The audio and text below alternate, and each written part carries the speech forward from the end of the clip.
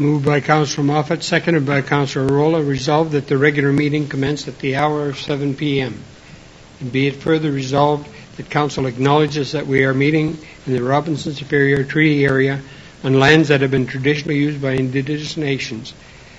But we would like to pay special recognition to our closest Indigenous neighbours, the communities of Bidigon, Missionabig, and Pic-Mobert First Nations. We wish to recognize the long history of the First Nations and Métis people in our region specifically and show respect to them today.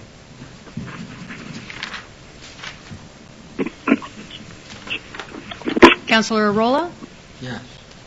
Councillor Moffat? Yes. Councillor Scapanello? Yes. Mayor McEachern? Yes. I'll call the meeting to order. And there's an addition to the agenda. Section 1, 239, 2B, personnel matters about an identifiable individual, including municipal and local board employees, staffing update. So moved by Councillor Arola, seconded by Councillor Moffat. Resolved that the agenda be approved as amended. Councillor Arola? Yes. Councillor Moffat? Yes. Councillor Scapanello? Yes. Mayor McEachern? Yes. There is no disclosure of pecuniary general interest thereof. And there are no delegations, so move the adoption of the minutes of the previous meeting. Moved by Councillor Moffat, seconded by Councillor Arola. Resolved that the minutes of the regular meeting held on November the 11th, 2020 are adopted as circulated. Councillor Arola? Yes. Councillor Moffat? Yes. Councillor Scapanello? Yes. Mayor McEachern? Yes. There are no petitions and there's no correspondence.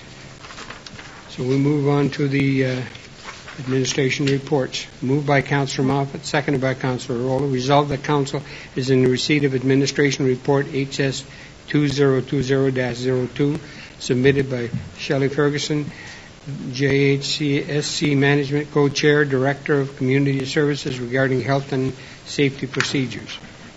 Excuse me, through the chair, you forgot number 11, the verbal update by acting. Oh, God, Sorry. I keep forgetting that. Sorry. You breeze it right through. I just go right through the... Okay. Thank you, through the chair, if I may. First, we'll touch on COVID a little bit, and then we'll get into the municipal items. The latest today from the Thunder Bay District Health Unit is that there is 5 new cases in the Thunder Bay District Health Unit today. All 5 cases are confirmed with close contact. All 5 individuals are self-isolating at this time. There are 75 active cases in the Thunder Bay region with 2 people in hospital. To date, there has been 262 cases of COVID-19 reported in the Thunder Bay District Health Unit since the pandemic started, with 2 fatalities. On local initiatives, we have put an updated video on our website with local information from our hospital CAO from Debbie Hardy today. We posted that as well.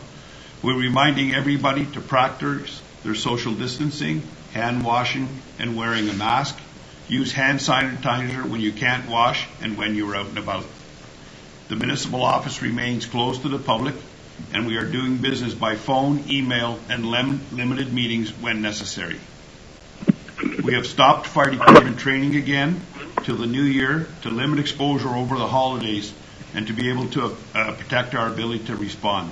Our firefighters all have regular jobs, and we want to do all we can to protect them and their families. We are asking everyone, if you're not feeling well, please stay at home and to take steps to protect our retail outlets. Limit your trips to the store. Try and do once a week shopping, 1 person per family. All these things can reduce the threat to you and the retailers. They're doing all they can to provide service to us, and in most cases, we only have 1 of each of these types of services. Thank you. On municipal agenda, Council has been asking for a reserve fund report. We met today and started that process.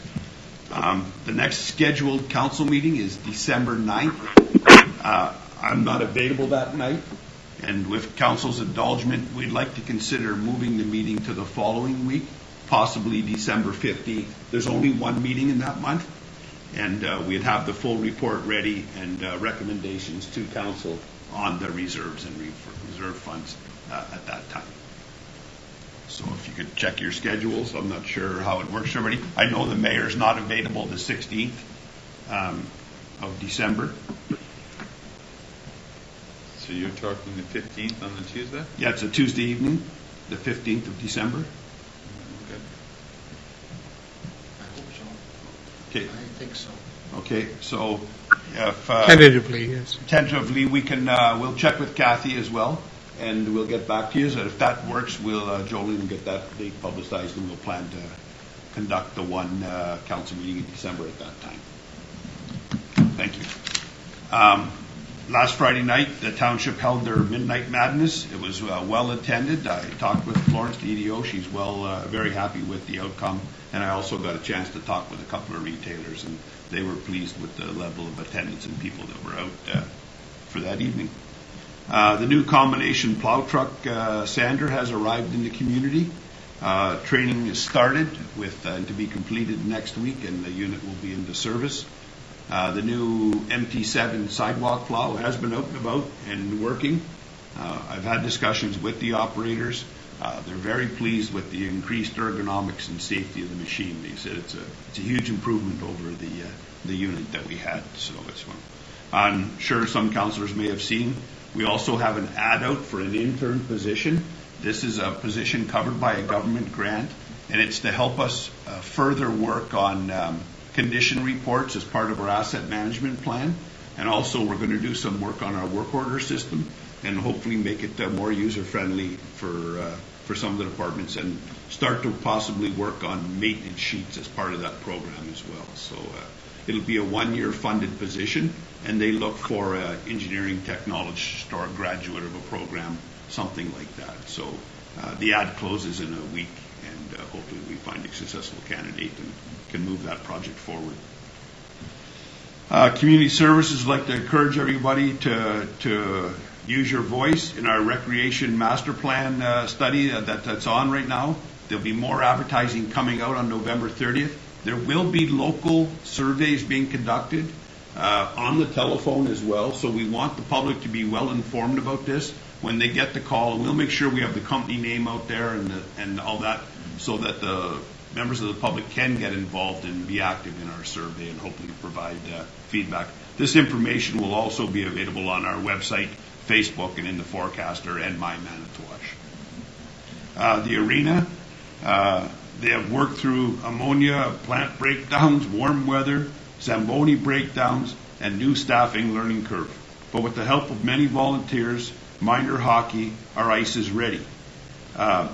Due to the changes of the government with COVID, they are working on fulfilling those safety plans that are required to be ready. And I know Shelley has a bunch of paperwork and has been communicating with the groups to make sure that we get all those things in place. So does that mean the ice is in now and it's ready to be used? Yeah, we're ready to skate. Okay. Yep. So, that's good news. Yeah.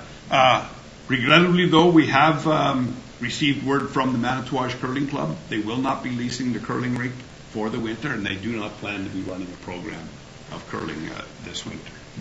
The ski hill has had a lot of people helping out with grounds maintenance.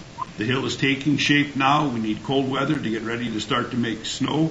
The jobs have been posted for the ski hill lifties and those positions.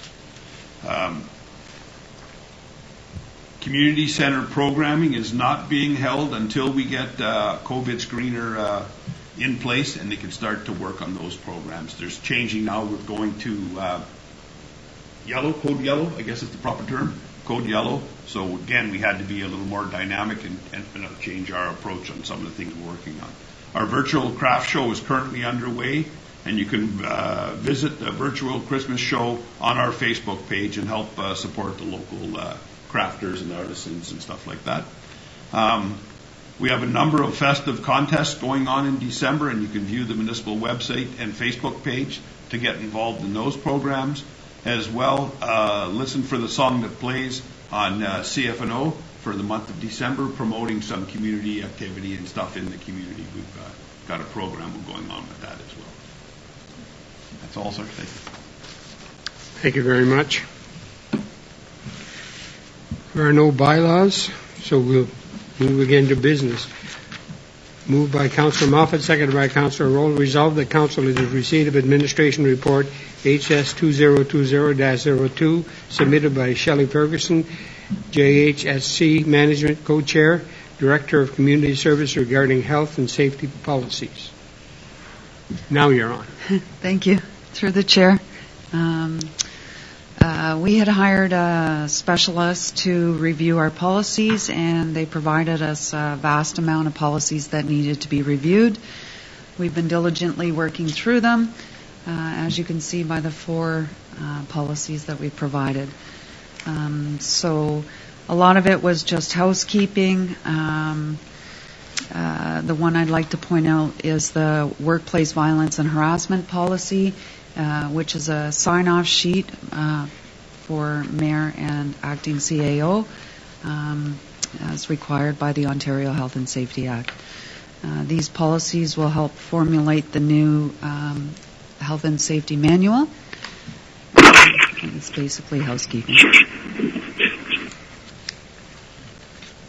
Are there any questions to Shelley?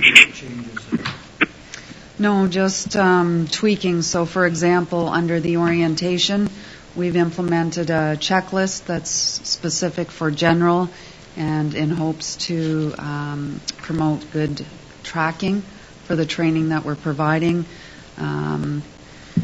Really, it's just housekeeping. Now, there are 5 policies being recommended, so I'll list all 5 and we can vote once for them all. And be it further resolved that upon conclusion of Council's review and consideration, Council approves Joint Health and Safety Committee terms of reference policy number HS 2020-02. Council approves rules and responsibilities policy number HS 2020-03. Council approves orientation policy number HS 2020-04.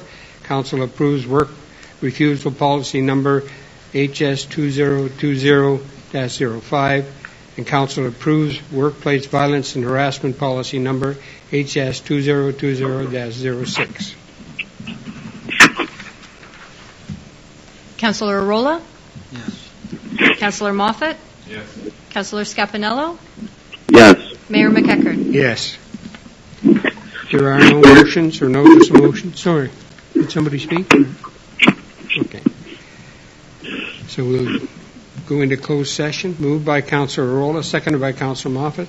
Whereas Section 239(4) of the Municipal Act 2001 SO 2001 C25 provides that before holding a meeting or part of a meeting that is to be closed to the public, the municipality or local board or committee of either of them shall state by resolution the fact of holding of the closed meeting and the general nature of the matter to be considered at the closed meeting. Now therefore be resolved that this meeting is hereby closed to the public as the subject matter being discussed falls under the following sections. Section 239(2)E, litigation or potential litigation including matters before administrative tribunals affecting the municipality or local board, 22-24 Huron Walk insurance claim. Number 2, Section 239(2)H, information explicitly supplied in confidence to the municipality or local board by Canada, a province or territory or Crown agency of any of them, Ministry of Transport. 3, Section 239(2)B, personnel matters about an identifiable individual including municipal or local board employees. Staffing update.